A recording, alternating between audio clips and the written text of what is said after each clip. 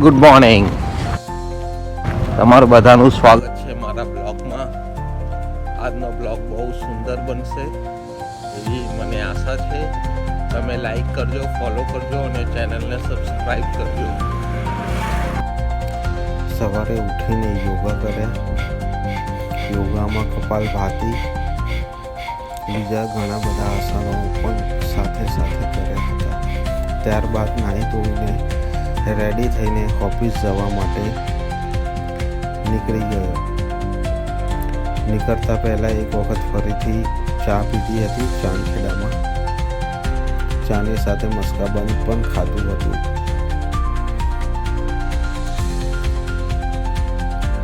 Exact 8 વાગે સોનું ફાર્મસીને open કરી. અમારે ત્યાં 15થી 85% ડિસ્કાઉન્ટ મળે છે અને સાથે હોમ ડિલિવરી પણ કરી આપીએ છીએ.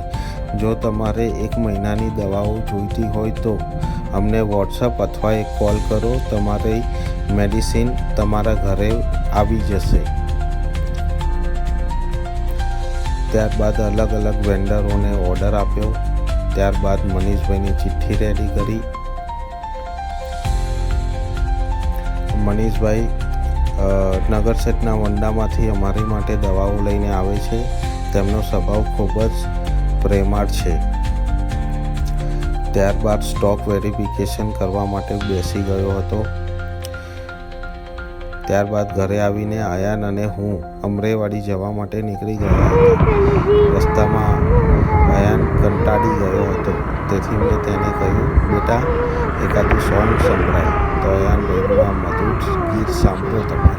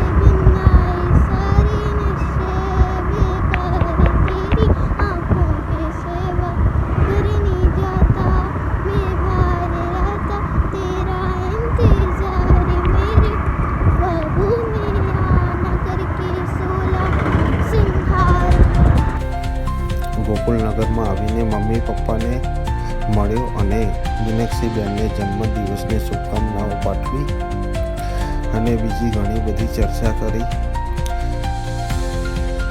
આના અયાન અને ધૂલો મોબાઈલમાં મારા વિડીયો જોતા હતા. ત્યાં 6:30 સ્ટોરે પહોંચીને હોમ ડિલિવરી માટે ગયો હતો. સંજયભાઈ અને અમે સ્ટોક વેરિફિકેશનનું કામ પૂર્ણ કર્યું. ત્યારબાદ સ્પ્રિંગ મંગાવીને પીધી. ત્યારબાદ કૈલાસભાઈને ત્યાં જમવા માટે આવ્યો હતો.